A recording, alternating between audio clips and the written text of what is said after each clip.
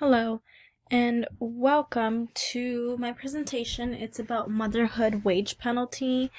Um, you may wonder, what is motherhood wage penalty? We can start off by saying that it's basically the different treatment between mothers and non-mothers, also known as childless women. We can start off by looking here. Motherless women earn more than women with kids, meaning that because these women don't have children, it's easier for them to rise up in the workforce without any penalties compared to a woman with kids because, a woman is pregnant for 9 months and then usually they take 3 months after their pregnancy to be with her child, and that's almost close to a year of missed work experience, making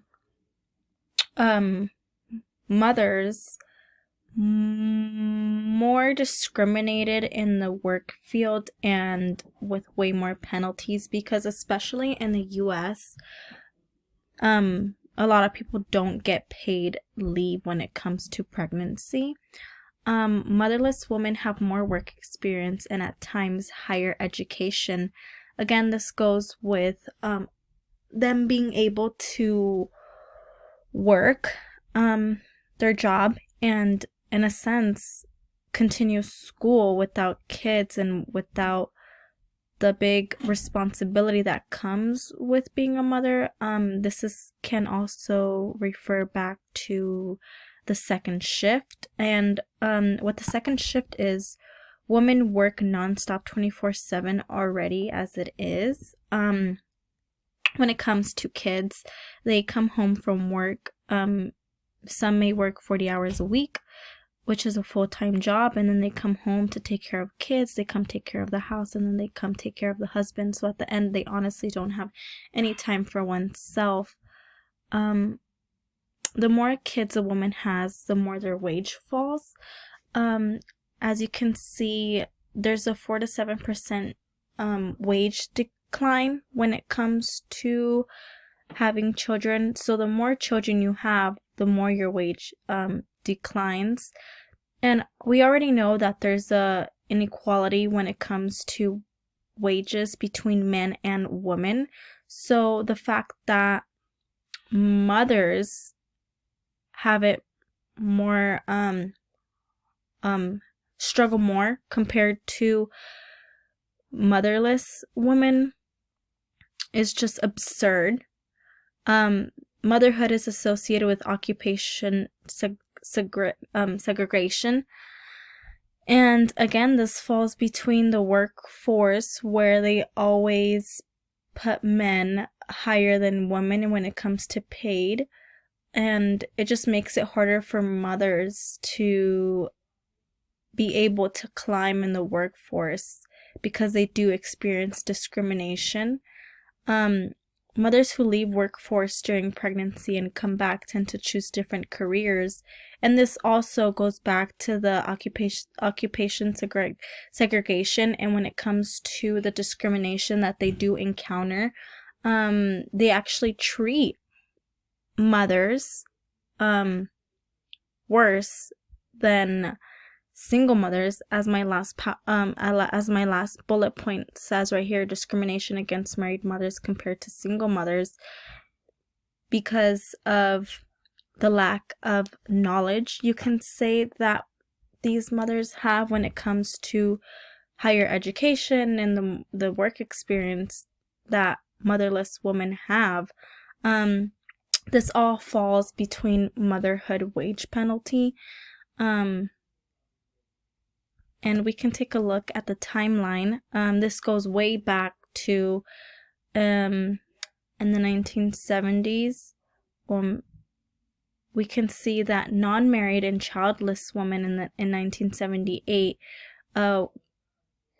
is when women started to get into the workforce with men, and you can see that these women were the ages between 25 years old and 54 years old. You can see that their employment was 56% out of 100, and this was for the women that were non-married and childless, compared to in the same year married women and mothers. Their employment was still more than 50%, because it was 51.4%, but it was less than childless women. And we can see that in the year 1998, the employment for women increased to 71%, making women part of the workforce. But the problem still remains with the difference of wage in the workforce. And even today, even though we can say that the percentage of women is more than these numbers when it comes to unemployment, the wage between women and men, even in our current era, it's still less than men. And this has always been a problem.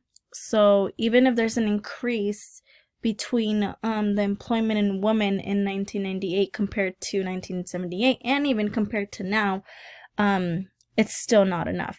So we can see here that the wage increased for non-married and childless women in 1998 to 71%, and that was a 15.5 increase from 56% to 71%. And as well, it increased for married and mothers the same year in 1998 to 68.8%. It's a little bit less than non-married, but the thing is that it did increase. And an example of that is between the years 1986 and 1995, mothers would get paid $12.78 an hour. That's the average.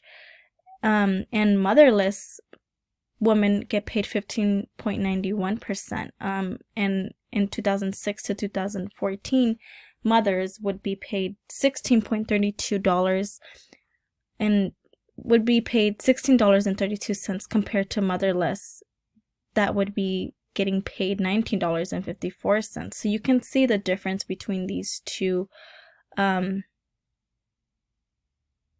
women. And again, mothers with college experience and one child, their wage increases between 8% to 14%.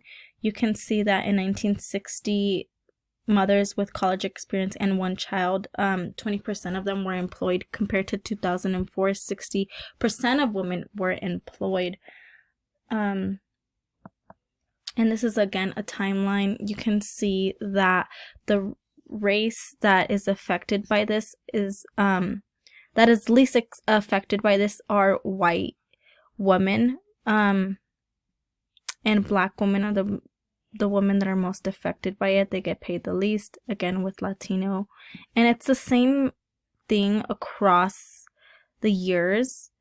It increases in numbers, but the increase of numbers is steady.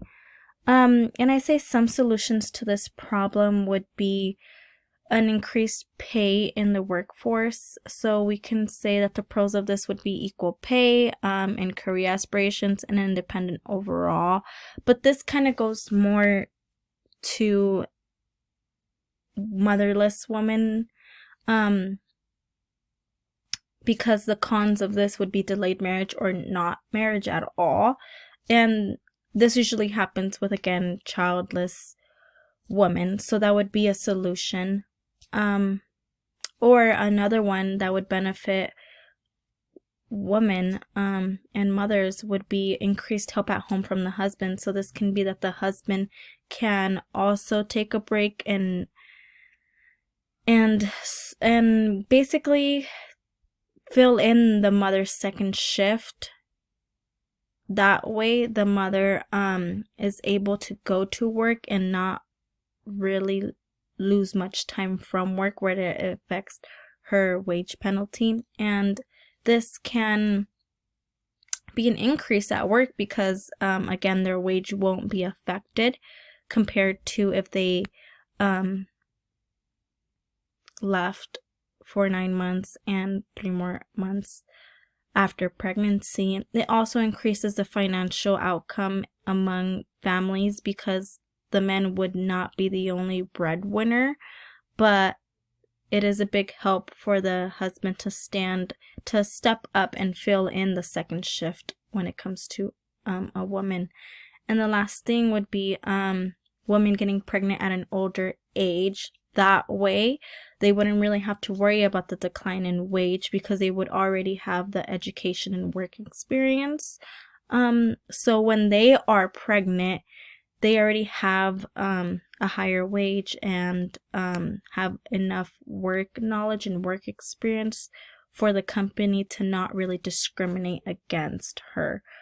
And in general, I mean, all women that are mothers are affected by the problem the most because it affects them and it doesn't really affect womanless women or childless women. They just, in general, mothers want equality.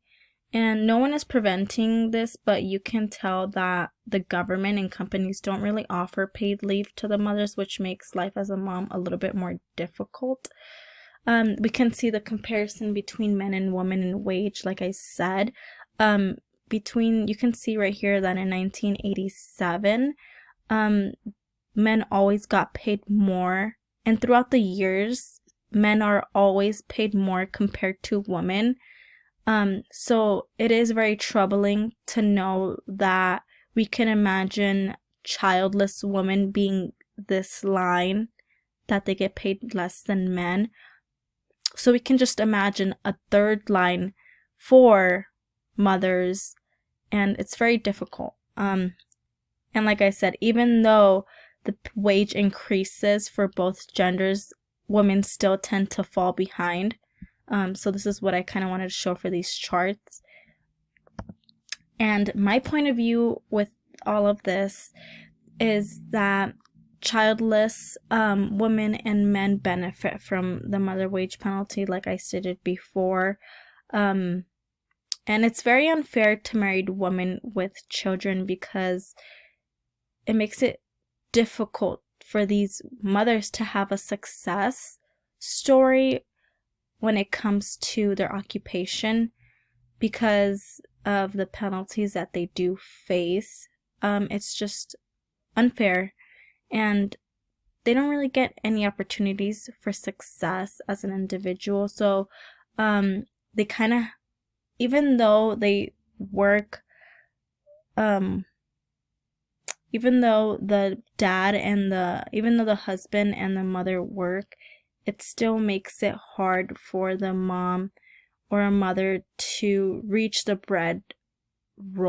breadwinner role in the family. So it's I feel like it would be harder for them to, how do I say it?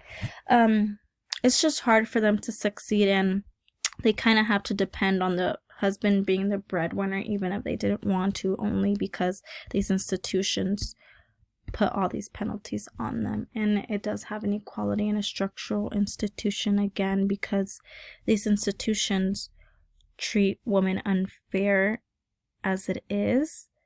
So it becomes very difficult for there to be any success as a woman and any independency when it comes to this in their workforce. And this would conclude my presentation, and these are my references.